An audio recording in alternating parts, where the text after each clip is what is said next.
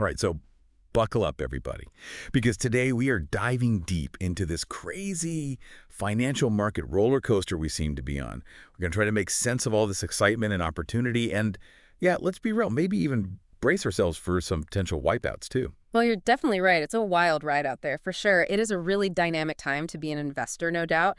There are some really positive signals, but also some big question marks, and frankly, some things we just can't ignore.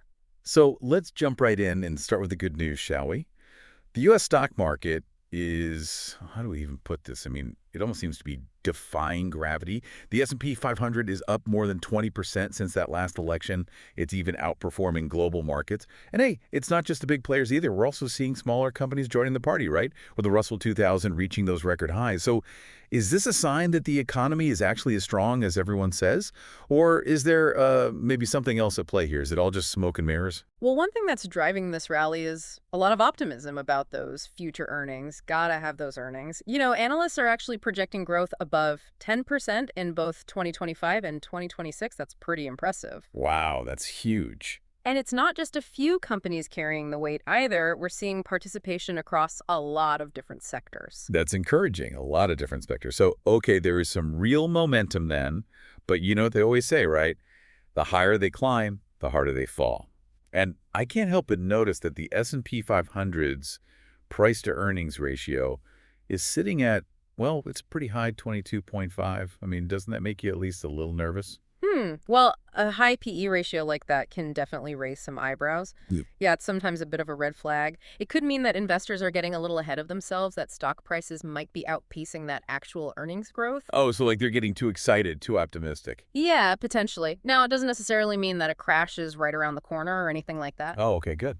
But it does suggest that further gains could be harder to come by unless those earnings expectations really materialize in a big way. You know what I mean? So maybe instead of the higher they climb, the harder they fall, it's Or more like what goes up must eventually come down. Or at least, maybe plateau for a little bit. exactly. Okay, so U.S. stocks might be looking a little frothy, but there's always Bitcoin, right? It's been inching its way back up towards that $100,000 mark. Although it does seem like every time it gets close, it hits this wall like clockwork. Oh. So what do you think? Will it finally break through this time? Or are we just setting ourselves up for another one of those crypto winters? Brr. Well, it's tempting to look at this latest Bitcoin surge and think, aha, digital assets are finally going mainstream. And it's true, investor confidence in crypto does seem to be growing despite all that volatility. Which is pretty impressive. Right. I mean, maybe it's that whole inflation hedge thing that everyone's been talking about.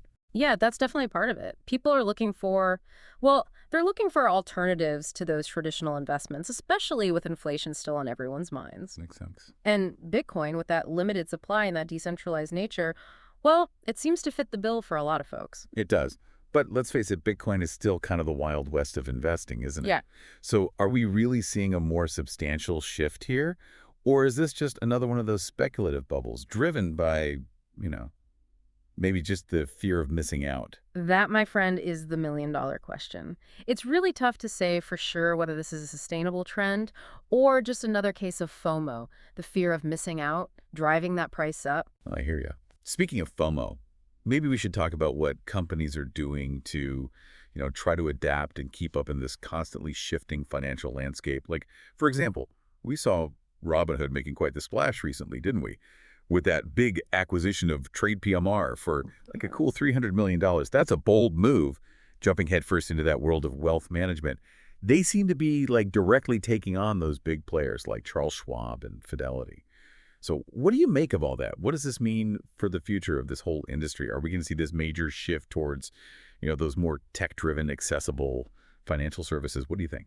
I think Robinhood's move is fascinating, really fascinating. They're clearly not content just being a trading platform anymore. It's like they want a bigger piece of the pie. And this acquisition, well, it gives them those tools they need to compete directly with those established players in that wealth management space. I think it's a sign that the industry is evolving, that technology is playing a bigger and bigger role. Yeah, no doubt. So it's not just about stocks and crypto going up and down, right? There's this whole ecosystem shifting beneath the surface. Exactly. And the companies that can adapt to those changes, the ones that can really innovate, well, they're the ones that are going to thrive in the long run. Makes sense. Okay, so we've got some companies making those bold moves, but then we've got others Well, they seem to be struggling to keep up, wouldn't you say? Take Best Buy, for Okay. instance. They just lowered their full-year guidance after, well, let's be honest, a pretty disappointing earnings report. Yes. And it makes me wonder, are we starting to see some cracks in the retail sector? Is consumer spending slowing down? Is this maybe a sign of a broader economic slowdown on the horizon? What do you think? Well, it's possible. Best Buy's struggles could be a sign that the retail industry is facing some headwinds, for sure. Some headwinds. And you're right, consumer spending is a major, major driver of economic growth. So any weakness there is definitely something to keep an eye on. There are a lot of factors that could be contributing to this. We've got rising inflation, those persistent supply chain issues, or even just a shift in consumer preferences. All of those things play a role. It's like we're trying to solve this giant financial puzzle with pieces coming from all over the world, which actually, speaking of the world, maybe we should zoom out a little bit Sure. and consider, what's happening globally. We've got that political unrest in France, which is actually impacting their bond yields. Hmm. At times, we've actually seen French bonds yielding more than Spanish or even Greek bonds, which is pretty surprising, wouldn't you say? It is, yeah, for sure. And then there's OPEC, right?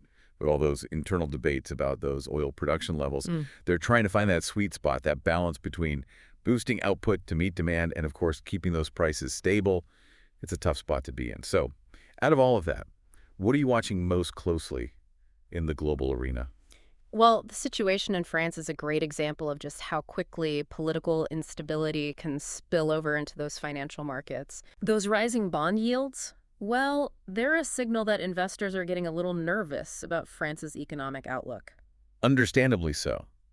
It really does highlight how interconnected that global economy is. What happens in one country can really have ripple effects all over the world. Absolutely, you're right. And then you have OPEC. They always have the potential to create volatility in the energy markets. Yeah, they do. Their decisions about those oil production levels have a huge impact on those global energy prices, which then, of course, affects everything. It affects inflation, corporate profits, and let's not forget, it affects what we all pay at the pump. Right, it's all connected. So let's recap a bit here. We've got this strong but potentially overvalued U.S. stock market. We've got this resurgent but volatile Bitcoin. We've got companies making those strategic moves to try to adapt to this ever-changing landscape. Hmm. And, of course, we've got a whole lot of global uncertainty swirling around. Yeah. It's a lot to take in, wouldn't you say? There really is. So where do we even go from here? What should we be focusing on as we, move forward?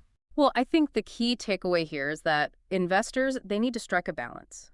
It's about recognizing that potential for growth in the U.S. stock market, but also being aware of those risks, things like overvaluation and those geopolitical tensions. Right. Got to have both sides of the coin. And don't forget about those global events like the situation in France and OPEC's decisions. They might seem far away, but they can really have a tangible impact on your investments right here at home. Oh, absolutely. So it sounds like knowledge is our best defense in this market roller coaster we're on. Absolutely. You got to stay informed, keep learning, and don't be afraid to ask questions. The more you understand, the better equipped you'll be to make those smart decisions. I love that. Great advice. So before we dive deeper into some specific investment considerations and that practical advice, let's take a moment to reflect a bit here. What's standing out to you from all of this information so far? What will you be watching most closely in the coming months? We'd love to hear your thoughts, and we'll be back in a flash to explore how all of this can actually translate to action in your portfolio. Stay tuned. All right, welcome back, everyone. Now that we've sort of set the stage and gotten a sense of that big picture, let's zoom in a bit. Let's focus on what this all means for your own, personal investment strategy. Yes, let's get down to brass tacks. We've thrown a lot of information your way, but the real question is, how do we actually use all these insights?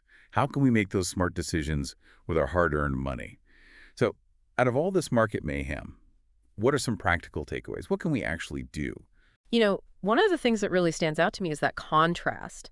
You have this really strong U.S. economy on one hand, but on the other hand, there's all this potential for, well, political instability, both here and abroad.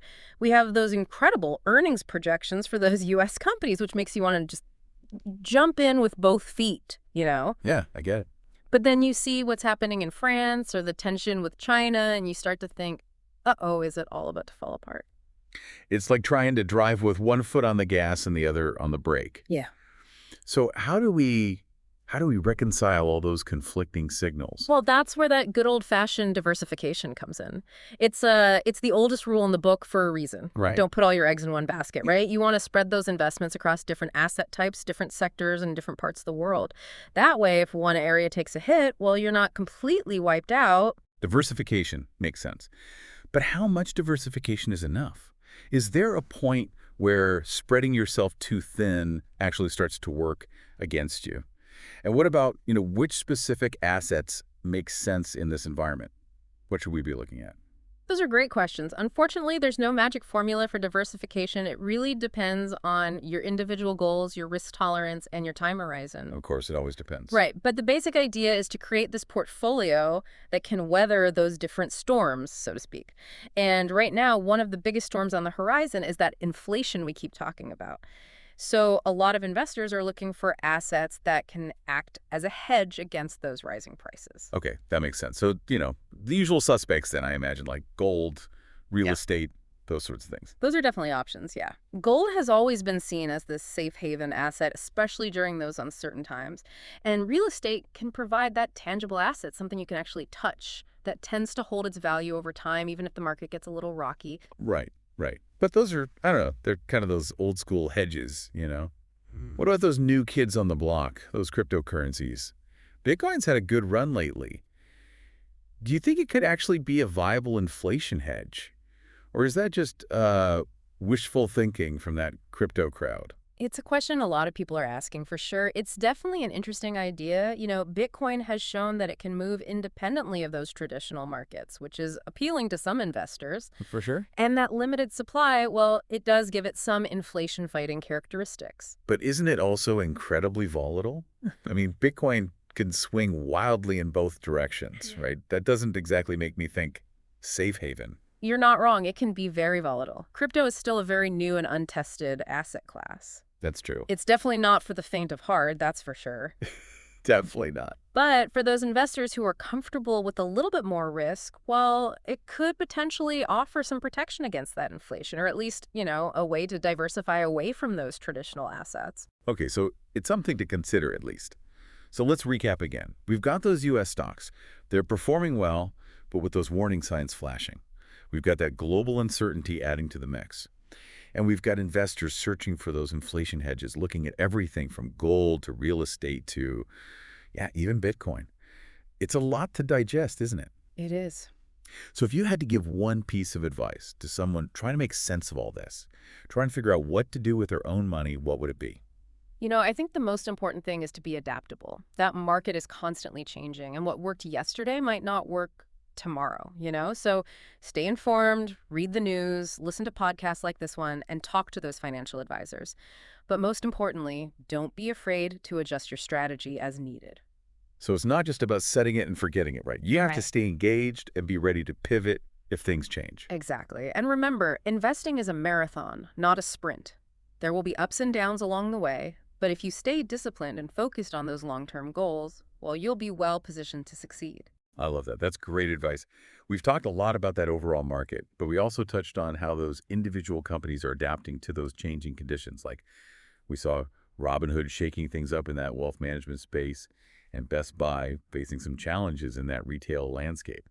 So what should investors be thinking about when it comes to actually evaluating those individual companies? What are some red flags to watch out for? And what are some signs of strength that we should be looking for? And we're back for this final stretch of our deep dive into all things finance.